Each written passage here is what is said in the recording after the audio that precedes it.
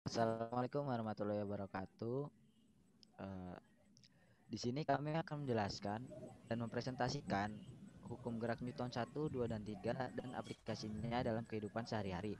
Saya di sini ditemani oleh rekan kerja saya. Yang pertama adalah Andi Muhammad Atala, yang kedua Aisyah Aziza, yang ketiga Anggit Drisa Ditya, keempat Ayuda Julio Cesar. Baik, materi pertama akan disampaikan oleh.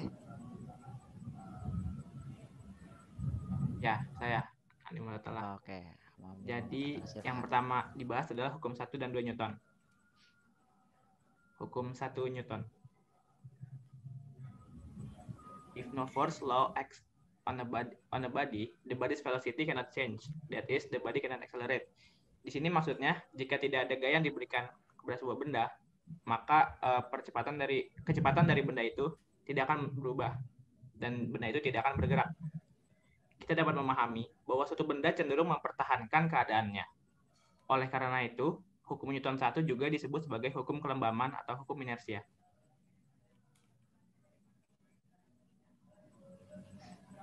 Nah, rumus dari hukum Newton 1 itu adalah sigma F sama dengan 0. Dengan resultan gaya dengan satuan kg m per s kuadrat. Yang selanjutnya adalah hukum 2 Newton.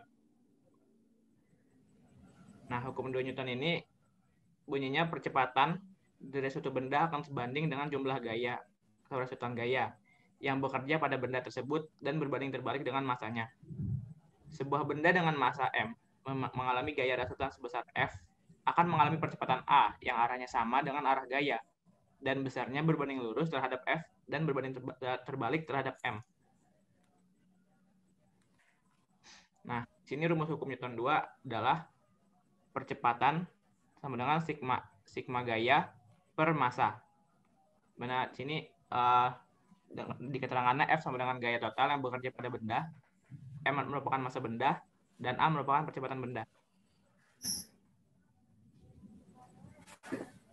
Berikutnya kita masuk ke contoh soal. Benda diam, hitunglah gaya normal yang bekerja pada benda tersebut. Ketahui masanya 6 kg dan percepatan gravitasinya 10 meter per second kuadrat. Yang ditanya adalah gaya normal.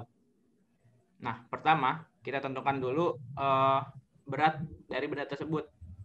Rumusnya adalah W sama dengan M kali G, massa dikali gravitasi. Di sini didapat W-nya itu besar 60 Newton.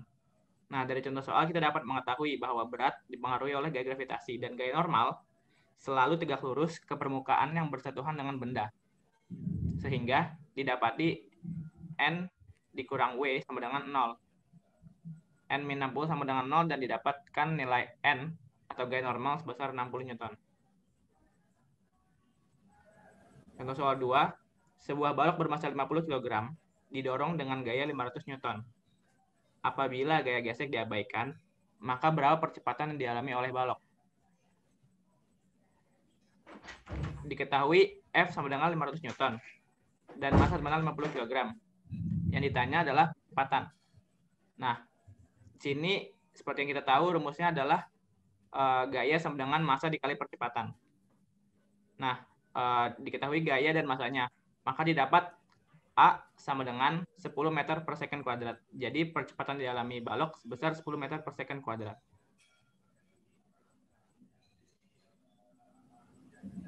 Selanjutnya ada penerapan hukum Newton.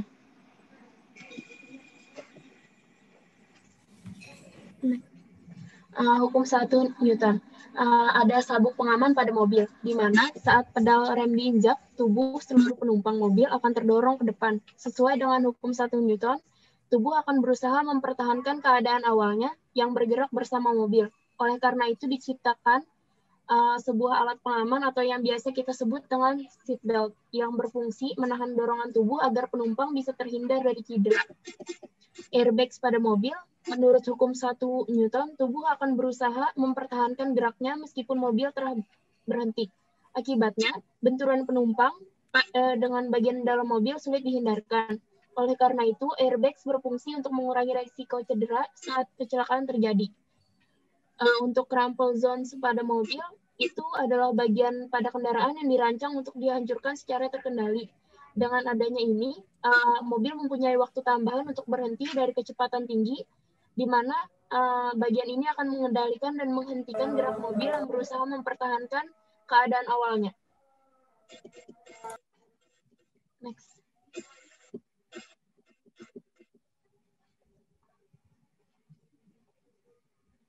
Hukum Newton 2. Mesin diesel pada truk, di mana mesin ini akan menghasilkan gaya yang lebih besar daripada mesin bensin, karena truk memiliki dimensi dan massa yang besar agar bisa bergerak sebagaimana mestinya. Massa pesawat dibuat ringan. Menurut hukum 2 Newton, percepatan pada benda bisa diperbesar dengan memperkecil massanya. Jadi kalau massa pesawatnya bisa diperkecil, maka gaya yang dikeluarkan mesin pesawat dapat bekerja secara maksimal untuk menghasilkan percepatan ke atas melawan tarikan dari gravitasi bumi dan ke depan pada saat mengudara. Bobot bangunan dibuat lebih kecil. Bobot bangunan yang besar memiliki resiko yang lebih tinggi untuk mengalami keruntuhan di mana berat atau bobot benda mengikuti rumusan hukum 2 Newton. Jenis percepatan yang bekerja pada berat benda adalah percepatan gravitasi bumi. Nilainya konstan atau tidak bisa diubah lagi, di mana hasil perkalian antara percepatan gravitasi adalah massa benda, menghasilkan besaran yang bernama berat. Penggunaan bahan-bahan ringan tapi kuat bisa mengurangi berat bangunan secara keseluruhan dan mengurangi resiko keruntuhan. Next.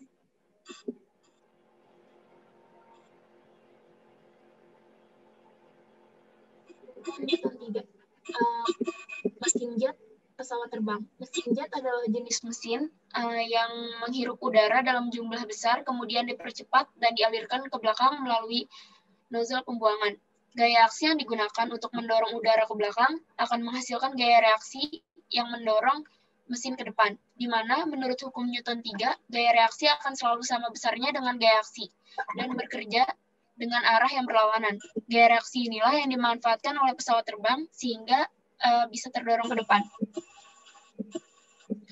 Untuk mesin jet pada pesawat luar angkasa itu berkali-kali besarnya daripada mesin jet pada pesawat terbang biasa. Mesin yang besar ini dibutuhkan untuk menghasilkan gaya aksi yang besar agar bisa membangkitkan gaya reaksi yang mendorong pesawat ke atas. Next. Yang berikutnya adalah particular forces atau gaya tertentu. Yang pertama adalah gaya gravitasi. Gaya gravitasi merupakan jenis gaya yang paling utama karena persamaannya tidak bisa diturunkan lagi menjadi bentuk yang lebih sederhana. Gravitasi timbul akibat massa sebuah benda yang memberikan gaya tarik pada benda yang memiliki massa. Jika dilakukan perbandingan, gravitasi akan berbanding lurus terhadap massa benda dan akan berbanding terbalik pada jarak kuadrat benda. Jenis gaya gravitasi tertentu yang arahnya menuju ke kedua benda. Pada pembahasan fisika biasanya menuju ke pusat bumi. Di sini rumus gaya gravitasi ditunjukkan dengan notasi vektor F sama dengan M kali G. Berikutnya, ini contoh penurunan rumus dari gaya gravitasi. Yang kedua adalah gaya berat. Gaya berat atau W adalah besar gaya yang diperlukan untuk mencegah benda jatuh bebas. Pada kondisi diam, berlaku gaya penyeimbang untuk W pada benda yang arahnya ke atas. Sehingga dapat dikatakan bahwa gaya berat mempunyai besar yang sama dengan gaya gravitasi benda tersebut. Ini rumusnya adalah F sama dengan M kali A. Kemudian rumus yang berikutnya adalah W sama dengan M kali G. Itu karena berasal dari F M kali A tadi. Yang berikutnya adalah gaya normal. Gaya normal ini gaya yang dialami suatu benda pada keadaan apapun dan arah gayanya tegak lurus dengan bidang.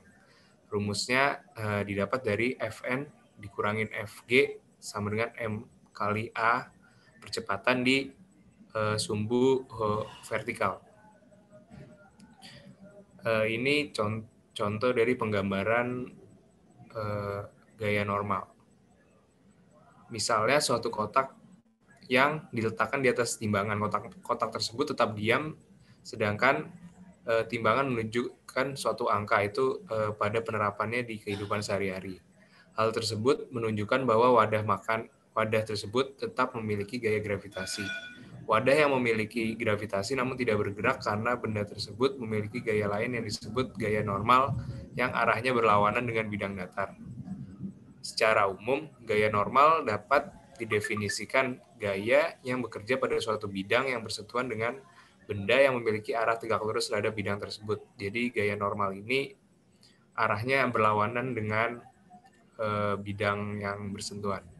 Nama lain dari gaya normal adalah gaya sentuh. Gaya tersebut disebut gaya sentuh karena sifat gaya ini bekerja saat bersentuhan dengan bidang lainnya. Kemudian ada gaya gesek, gaya yang bekerja berlawanan dengan gaya yang diberikan dan berperan untuk mempertahankan kedudukan benda tersebut. Rumusnya adalah F sama dengan mu konstanta gesek kali gaya normal. Gaya gesek ini biasanya terjadi pada permukaan kasar. Contoh gaya gesekan yang terjadi pada kehidupan sehari-hari adalah ketika seseorang menarik karung beras. Rasanya akan terasa lebih ringan karena permukaan lantai dan karung mengalami gesekan sehingga lebih mudah dipindahkan. Kemudian ada gaya tegangan tali. Nah, gaya tegangan tali merupakan gaya yang bekerja pada tali ketika tali tersebut dalam keadaan tegang. Simbol gaya tegangan tali adalah T atau tension dan satuannya adalah Newton. Arah gaya tegangan tali ini bergantung pada benda yang ditinjau. Bisa ke atas, ke bawah, ke kanan, ke kiri maupun membentuk sudut tertentu. Rumusnya adalah sigma F Y sama dengan 0, di mana F adalah T dikurang W sama dengan 0, sehingga menghasilkan T sama dengan W atau berat. Ini untuk kasus modifikasi gaya tegangan yang ada berlaku di sumbu X dan sumbu Y. Kemudian ada contoh soal pertama, yaitu balok yang meluncur dari suatu ketinggian, kemudian akan menumbuk balok yang ada di bawah, dan pada saat bertumbuk itu, kedua balok menyatu dan bergerak sejauh jarak tertentu dengan koefisien gesek sebesar 0,5. Yang ditanyakan adalah berapa kecepatan balok sesaat sebelum menumbuk balok kedua, dan berapa jarak yang ditempuh kedua balok setelah bertumbukan. Yang pembahasan yang pertama diketahui adalah ketinggian dari balok pertama yang digelincirkan adalah 2,5 meter, di mana masa balok kedua adalah 2 kali masa balok pertama dan koefisien gesek kinetis sebesar 0,5. Yang ditanya adalah kecepatan sebelum tumbukan atau V, kecepatan setelah tumbukan atau V aksen, dan jarak tempuh balok ketika menempel atau D. Jawabannya menggunakan prinsip energi mekanik, di mana energi mekanik 1 sama dengan energi mekanik 2. Kemudian dari situ didapatkan kecepatan sebesar 7 meter per second. Itu adalah kecepatan sebelum tumbukan. Kemudian untuk mencari kecepatan setelah tumbukan, kita menggunakan energi potensi momentum, di mana M kali V sama dengan M1 tambah M2 kali V aksen, karena massa tersebut sudah bergabung. Sehingga kita mendapat V aksen sebesar 2,3 meter per second. Selanjutnya, untuk mencari percepatan, kita menggunakan sigma F sama dengan M kali A, di mana sigma F-nya merupakan gaya gesek dan menjadi mu kali gaya normal. Dan di situ kita mendapat percepatan, dan percepatan tersebut akan digunakan untuk mencari jarak yang ditempuh. Contoh soal kedua adalah sebuah benda bermassa 40 kg ditarik melalui katrol sehingga memiliki posisi seperti gambar. Berapa gaya F yang terjadi? Pembahasan diketahui massa dari balok tersebut adalah 40 kg dengan gaya gravitasi sebesar 10 meter per second kuadrat. Ini adalah penggambaran dari diagram gaya yang berlaku, di mana berat sama dengan M kali G, kemudian menjadi 400 Newton pada sumbu Y yang pertama, sigma Fy sama dengan 0, di mana yang bekerja adalah T sin 53 derajat dikurangi W sama dengan 0. Kita mendapat T sebesar 500 N. Kemudian pada sumbu X, sigma Fx sama dengan 0, di mana sigma Fx yang terjadi adalah F dikurangi T cos 53 sama dengan 0, dan kita mendapat F sebesar 300 Newton.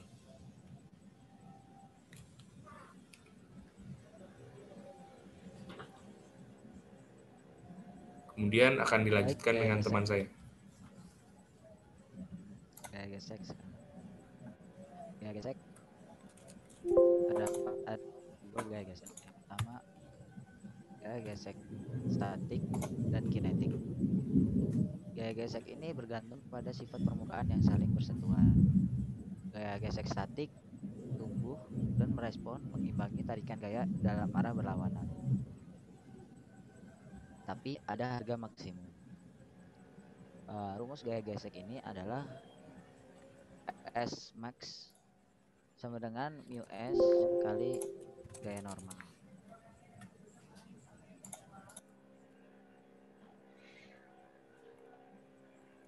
Next.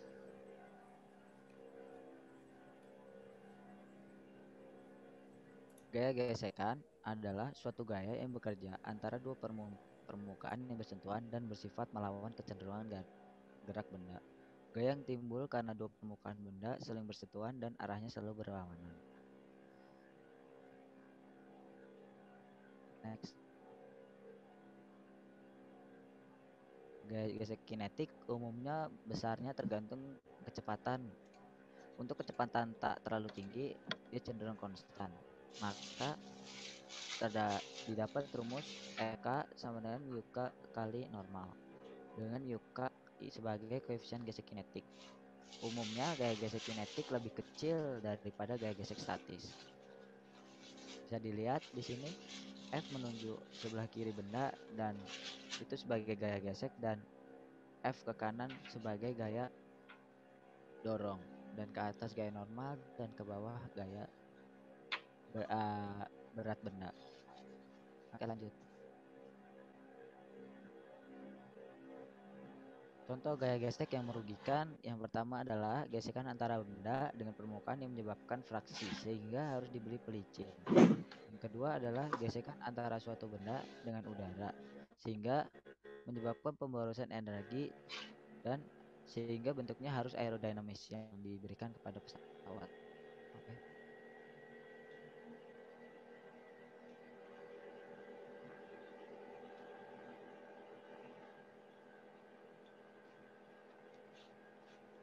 Selanjutnya gaya gerak melingkar.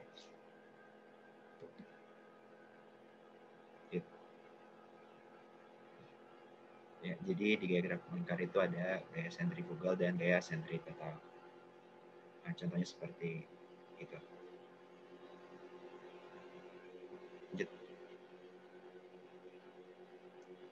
Yang tadi.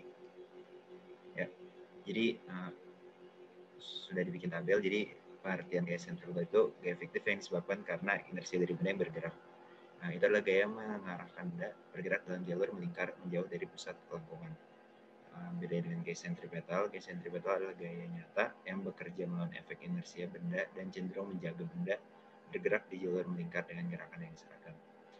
Status gaya sentrifugal bukanlah gaya nyata. Itu adalah efek inersia dari benda yang bergerak di jalur melingkar. Gaya sentripetal adalah gaya nyata yang mendorong benda yang bergerak dan menyebabkan berputar di sekitar pusat kelengkungan dengan gerakan yang seragam. Lalu rumusnya seperti itu. Awal didefinisikan tahun 1659 dan kalau sentripetal tahun 1684. Lalu arahnya gaya sentrifugal mengarah menjauh dari pusat kelengkungan, sedangkan gaya sentripetal mengarah ke pusat kelengkungan. Lalu contohnya gaya sentrifugal itu contohnya mobil yang didorong keluar pada jalur melingkar, sedangkan sentripetal itu rotasi bumi di sekitar matahari dan rotasi bulan di sekitar bumi. Lanjut. Ya, seperti tadi penjelasan bahasa Indonesianya, cuman kalau bahasa Inggrisnya centripetal force is the component of force acting on an object in curvilinear motion which is directed toward the axis of rotation or center of curvature. Lanjut. Ini rumus gaya sentripetal pada gerak melingkar beraturan. Untuk mencari percepatan sudut itu dibutuhkan V kuadrat per R atau kecepatan linear dikuadratkan lalu dibagi dengan jari-jari, atau bisa dengan kecepatan sudut atau omega. Lanjut.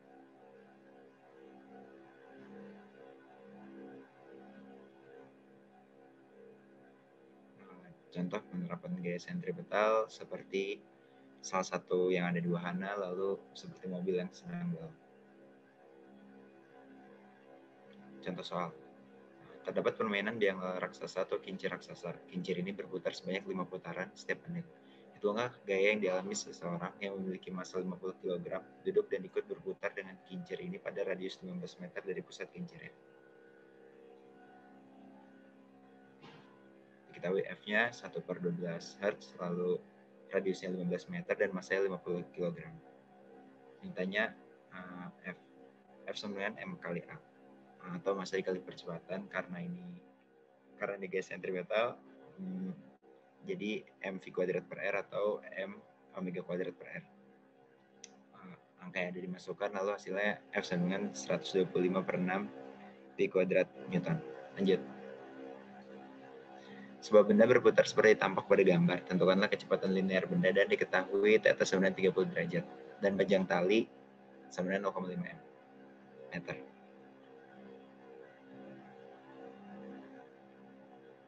Oke, diketahui θ sama dengan 30 dan panjangnya 0,5 meter. Ditanya V. Lalu masukkan rumusnya F sama dengan M kali A untuk Newton. Lalu diubah menjadi gaya jadi M V kuadrat per R. Masukkan angkanya dan hasilnya 1,2 meter per second.